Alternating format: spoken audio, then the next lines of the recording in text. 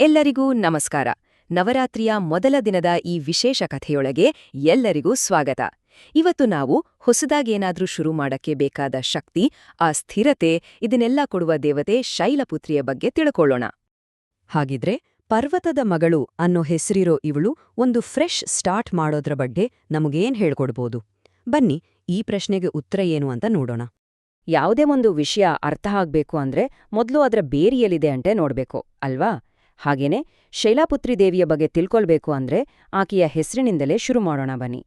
ನೋಡಿ, ಇದ್ರಲ್ಲೇ ಒಂದು ವಿಶೇಷ ಇದೆ. ಆಕೆಯ ಹೆಸರೇ ಆಕೆಯ ಇಡೀ ಕಥೆಯನ್ನ ಹೇಳ್ಬಿಡುತ್ತೆ. ಸಂಸ್ಕೃತದಲ್ಲಿ ಶೈಲ ಅಂದ್ರೆ ಪರ್ವತ ಮತ್ತು ಪುತ್ರಿ ಅಂದ್ರೆ ಮಗಳು. ಸಿಂಪಲ್ ಆಗಿ ಹೇಳ್ಬೇಕು ಅಂದ್ರೆ ಶೈಲಪುತ್ರಿ ಅಂದ್ರೆ ಪರ್ವತದ ಮಗಳು. ಯಾರ ಮಗಳು? ಪರ್ವತಗಳ ರಾಜ ಹಿಮಾಲಯನ ಮಗಳು. ಇದೇ ನೋಡಿ ಆಕೆಯ ಮೂಲ ಗುರುತು. ಆದರೆ ಒಂದು ನಿಮಿಷ, ಶೈಲಪುತ್ರಿಯ ಈ ಹೊಸ ಆರಂಭ ಇದೆಯಲ್ಲ, ಇದನ್ನ ಪೂರ್ತಿಯಾಗಿ ಅರ್ಥ ಮಾಡ್ಕೋಬೇಕು ಅಂದ್ರೆ ನಾವು ಮೊದಲು ಆಕೆಯ ಹಿಂದಿನ ಜನ್ಮಕ್ಕೆ ಹೋಗ್ಬೇಕು. ಯಾಕಂದ್ರೆ ಇದು ಕೇವಲ ಒಂದು ಜನ್ಮದ ಕಥೆಯಲ್ಲ, ಇದೊಂದು ದೊಡ್ಡ ಟ್ರಾನ್ಸ್ಫಾರ್ಮೇಷನ್ ಸ್ಟೋರಿ, ಒಂದು ರೂಪಾಂತರದ ಕಥೆ. ಹೌದು, ಆಕೆಯ ಹಿಂದಿನ ಜನ್ಮದಲ್ಲಿ ಆಕೆ ಬೇರಾರೂ ಅಲ್ಲ, ಸಾಕ್ಷಾತ್ ಮಹಾದೇವನ ಪತ್ನಿ ಸತಿ. ಆ ಸತಿ ಕಥೆಯಿಂದಲೇ ಈ ರೂಪಾಂತರದ ಒಂದು ರೀತಿ ತುಂಬಾನೇ ಡ್ರಾಮ್ಯಾಟಿಕ್ ಆದ ಪವರ್ಫುಲ್ ಆದ ಜರ್ನಿ ಶುರುವಾಗೋದು. ಇಲ್ಲಿ ನೋಡಿ, ಈ ಟೈಮ್ಲೈನ್ ಕಥೆಯನ್ನ ಎಷ್ಟು ಚೆನ್ನಾಗಿ ಹೇಳುತ್ತೆ. ಮೊದಲು ಸತಿಯಾಗಿ ಹುಟ್ಟಿ ಮಹಾದೇವ ಶಿವನ ಪತ್ನಿಯಾಗಿದ್ರು. ಆಮೇಲೆ ತನ್ನ ತಂದೆ ದಕ್ಷ ಮಾಡಿದ ಯಜ್ಞದ ಅಗ್ನಿಯಲ್ಲಿ ತನ್ನನ್ನೇ ತಾನು ಆಹುತಿ ಕೊಟ್ಬಿಡ್ತಾಳೆ. ಆಮೇಲೆ ಅದೇ ಸತಿ ಹಿಮಾಲಯನ ಮಗಳಾಗಿ ಅಂದ್ರೆ ಶೈಲಪುತ್ರಿಯಾಗಿ ಮತ್ತೆ ಹುಟ್ಟಿ ಬರ್ತಾಳೆ. ಯಾಕೆ?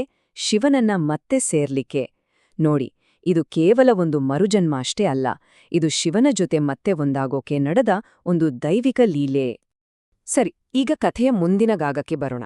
ಈ ಪುನರ್ಜನ್ಮದ ನಂತರ ಶೈಲಪುತ್ರಿಯ ರೂಪ, ಆಕೆಯ ಕೈಯಲ್ಲಿರುವ ವಸ್ತುಗಳು, ಇವೆಲ್ಲ ಆಕೆಯ ಹೊಸ ಶಕ್ತಿ, ಹೊಸ ಉದ್ದೇಶವನ್ನ ಹೇಗೆ ತೋರಿಸುತ್ತೆ ಅಂತ ನೋಡೋಣ. ಪ್ರತಿಯೊಂದು ಚಿಹ್ನೆಗೂ ಅದರದೇ ಆದ ಒಂದು ಆಳವಾದ ಅರ್ಥ ಇದೆ, ಗೊತ್ತಾ? ಮೊದಲಿಗೆ ಆಕೆಯ ಬಲಗೈಯನ್ನು ನೋಡಿ. ಅಲ್ಲಿ ಒಂದು ತ್ರಿಶೂಲ ಇದೆ.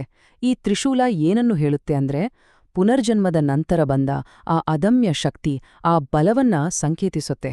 ಯಾವುದೇ ಕಷ್ಟ ಬರ್ಲಿ ಅದನ್ನ ಎದುರಿಸೋ ದೃಢತೆ, ಆ ಸಾಮರ್ಥ್ಯದ ಪ್ರತೀಕ ಇದು.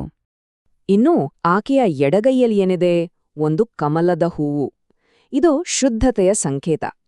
ಹೊಸದಾಗಿ ಏನಾದ್ರೂ ಶುರು ಮಾಡಿದಾಗ ಬೇಕಾಗುವ ಆ ಪರಿಶುದ್ಧತೆ, ನಿರ್ಮಲತೆ ಇದೆಯಲ್ಲ, ಅದನ್ನ ಇದು ಪ್ರತಿನಿಧಿಸುತ್ತೆ. ಕೆಸರಲ್ಲೇ ಅರಳಿದ್ರೂ ಕಮಲ ತನ್ನ ಅಂದವನ್ನ ಹೇಗೆ ಕಳ್ಕೊಳ್ಳಲ್ವೋ ಹಾಗೆ. ಆಮೇಲೆ ಆಕೆಯ ವಾಹನ ವೃಷಭ ಅಂದ್ರೆ ನಂದಿ. ಇದು ಸೈಲೆಂಟ್ ಆಗಿ ತನ್ನ ಕೆಲಸ ಮಾಡ್ಕೊಂಡು ಹೋಗುವ ಒಂದು ದೃಢ ಸಂಕಲ್ಪವನ್ನ ತೋರಿಸುತ್ತೆ. ಗುರಿ ಏನಿದೆ ಅದರ ಕಡೆಗೆ ಸ್ಥಿರವಾಗಿ, ಯಾವುದೇ ಡಿಸ್ಟರ್ಬೆನ್ಸ್ ಇಲ್ಲದೆ ಸಾಗುವ ಮನೋಭಾವ, ಅದಕ್ಕೆ ನಂದಿ ಸಂಕೇತ. ಸರಿ, ಈ ಕಥೆ, ಈ ಸಂಕೇತಗಳು ಇವೆಲ್ಲ ಕೇವಲ ಪುರಾಣ ಅಂತ ಅನ್ಕೋಬೇಡಿ. ಇದನ್ನ ನಮ್ಮ ವೈಯಕ್ತಿಕ ಆಧ್ಯಾತ್ಮಿಕತೆಗೆ ಕನೆಕ್ಟ್ ಮಾಡ್ಕೋಬಹುದು. ನವರಾತ್ರಿಯ ಮೊದಲ ದಿನದ ಆಚರಣೆಯ ಹಿಂದಿರೋ ನಿಜವಾದ ಸ್ಪಿರಿಚುವಲ್ ಮೀನಿಂಗ್ ಇಲ್ಲೇ ಇರೋದು. ಹಾಗಿದ್ರೆ ಈ ಹಳೆ ಕಥೆಯನ್ನ ನಮ್ಮ ಇವತ್ತಿನ ಲೈಫ್ಗೆ ಹೇಗೆ ಅನ್ವಯಿಸೋದು? ಅದಕ್ಕೊಂದು ಪ್ರಶ್ನೆ ಕೇಳೋಣ. ನೆಲೆಯಾಗಿರೋದು ಅಥವಾ ಗ್ರೌಂಡೆಡ್ ಆಗಿರೋದು ಅಂದ್ರೆ ನಿಜವಾಗ್ಲೂ ಏನು? ಅಂದ್ರೆ ಸುಮ್ನೆ ಫಿಸಿಕಲ್ ಆಗಿ ಸ್ಟೇಬಲ್ ಆಗಿರೋದಾ, ಅಥವಾ ಅದಕ್ಕಿಂತ ಏನಾದ್ರೂ ಜಾಸ್ತಿ ಇದೆಯಾ? ಯೋಗ ಮತ್ತು ಸ್ಪಿರಿಚುವಾಲಿಟಿಯಲ್ಲಿ ಶೈಲಪುತ್ರಿಯನ್ನ ಮೂಲಾಧಾರ ಚಕ್ರ ಅಂದ್ರೆ ರೂಟ್ ಚಕ್ರದ ಜೊತೆ ಕನೆಕ್ಟ್ ಮಾಡ್ತಾರೆ.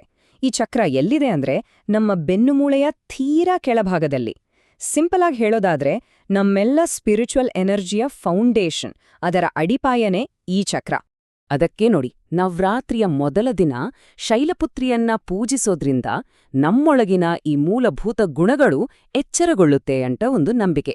ಅಂದ್ರೆ ಸ್ಟೆಬಿಲಿಟಿ, ಗ್ರೌಂಡಿಂಗ್ ಎನರ್ಜಿ, ಹೊಸದಾಗಿ ಏನಾದ್ರೂ ಶುರು ಮಾಡೋಕ್ಬೇಕಾದ ಧೈರ್ಯ ಮತ್ತು ನೇಚರ್ ಜೊತೆ ಒಂದು ಕನೆಕ್ಷನ್, ಇವೆಲ್ಲವೂ ಆ ಮೂಲಾಧಾರ ಚಕ್ರದಿಂದಲೇ ಶುರುವಾಗೋದು. ಇನ್ನೊಂದು ಇಂಟ್ರೆಸ್ಟಿಂಗ್ ವಿಷಯ ಹೇಳ, ಈ ದಿನದ ಟ್ರೆಡಿಷನಲ್ ಕಲರ್ ಬೂದು ಬಣ್ಣ. ಯಾಕೆ ಗೊತ್ತಾ? ಇದು ಬ್ಯಾಲೆನ್ಸ್ ಅಂದ್ರೆ ಸಮತೋಲನ ಮತ್ತು ಒಂದು ಶಾಂತವಾದ ಆರಂಭವನ್ನ ಸೂಚಿಸುತ್ತೆ. ಅಂದ್ರೆ ತುಂಬಾನೂ ಎಕ್ಸ್ಟ್ರೀಮ್ಗೆ ಹೋಗದೆ ಕೂಲಾಗಿ, ಸ್ಟೇಬಲ್ ಆಗಿ ಶುರು ಮಾಡೋದು ಅಂತ. ಹಾಗಿದ್ರೆ ಒಟ್ಟಾರೆಯಾಗಿ ಈ ದಿನ ಭಕ್ತರು ದೇವಿಯಲ್ಲಿ ಏನೆಲ್ಲ ಕೇಳ್ಕೊತಾರೆ? ಮೊದಲನೇದಾಗಿ ಫಿಸಿಕಲ್ ಮತ್ತು ಮೆಂಟಲ್ ಸ್ಟ್ರೆಂತ್. ಎರಡನೇದು ಲೈಫ್ ಮತ್ತು ಕೆರಿಯರ್ನಲ್ಲಿ ಒಂದು ಸ್ಟೆಬಿಲಿಟಿ. ಮೂರನೇದು ಹಳೆ ನೆಗೆಟಿವಿಟಿಯಿಂದ ಮುಕ್ತಿ ಮತ್ತು ಎಲ್ಲಕ್ಕಿಂತ ಇಂಪಾರ್ಟೆಂಟ್ ಸ್ಪಿರಿಚುವಲ್ ಆಗಿ ಗ್ರೌಂಡೆಡ್ ಆಗಿರೋದು. ನೋಡಿ, ನಾವು ಮಾತಾಡಿದ ಎಲ್ಲ ಪಾಯಿಂಟ್ಸ್ ಇಲ್ಲೇ ಬಂದು ಸೇರುತ್ತೆ.